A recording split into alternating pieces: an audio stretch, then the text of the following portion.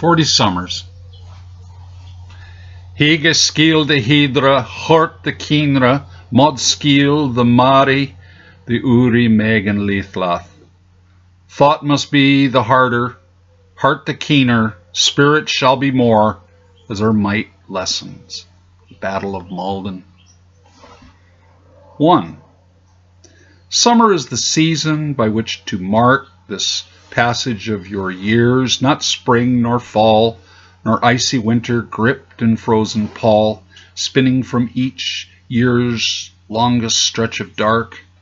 Only earth's celebration of the sun gives warmth to your warmth, light to your light, that time cannot dim in its winged flight, as life's better half starts its fateful run.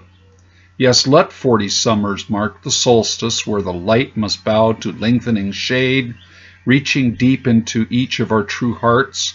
No cold of night shall find force to halt us, nor loss of youth and outer beauty fade our love that forms a one of many parts.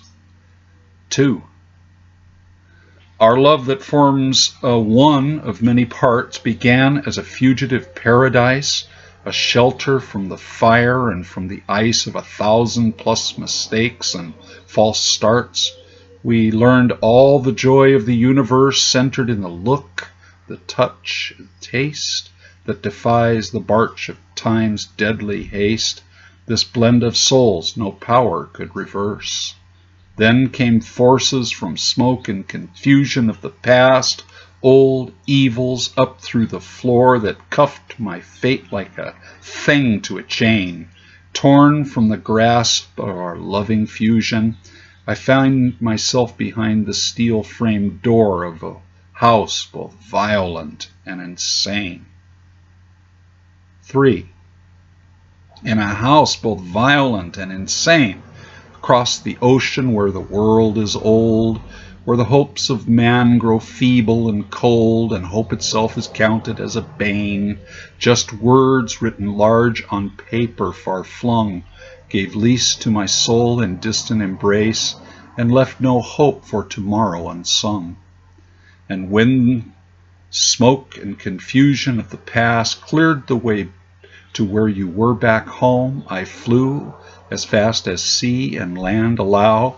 Changed but unchanged, I held you at long last, and love, long an image born of sea foam, rose to power like a come-to-be vow. 4. Rose to power like a come-to-be vow, no more to live in fancy of the deed, no more solitary sowing night seed in wishful fields, each lost in a single now. 2 rivers rushing headlongs at the falls, tributaries no more, we mix and churn enthrall to storied freeze and ancient burn, harmony of love's melodious calls.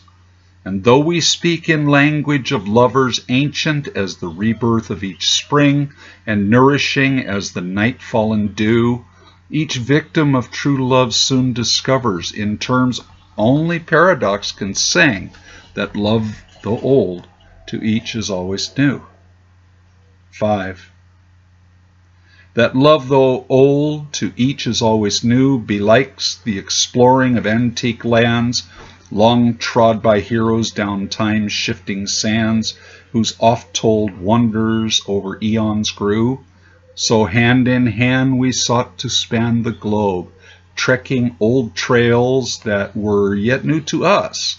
No itinerary nor terminus, the wind our guide, mere whim our astrolabe. From mountains where Atlas shoulders the sky to peaks where Shiva meditates in snow, we range the road, the world to uncover. By a lake where a volcano does lie mirrored on smooth waters, we came to know it's just oneself that one can discover. 6. It's just oneself that one can discover, soul's secret only to love's light will yield, and the mysteries that there stand revealed are the true gifts that come from your lover. Love grew till ecstasy no longer could be contained, all pointed to one instant of one day, when fecund joy proclaimed, let come what may, and a miracle made us a family. We joined the continuum that began even before the birth of the gods, where all variations branched from the one. We improvised on this immortal plan, and were showered by cosmic applause with the birth of our daughter and our son. 7. With the birth of our daughter and our son, we rose as twin peaks sheltering above, babes abreast in our valley of love, whose cries did herald a new age begun. Now in our day, when shadows are longer and love has bloomed its finest flower, I stand awestruck by love's stark power to make me weaker, yet somehow stronger. These lengthening nights string along no gloom, for every light of heaven guides our journey. Heart in heart, toward new shores we two embark. Our fates not twain, and in our shared spirits loom, love to fill with joy our passage only. Summer at her solstice each year shall mark.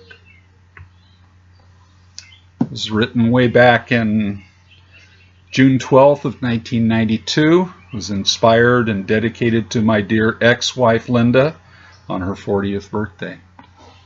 Thank you, Linda.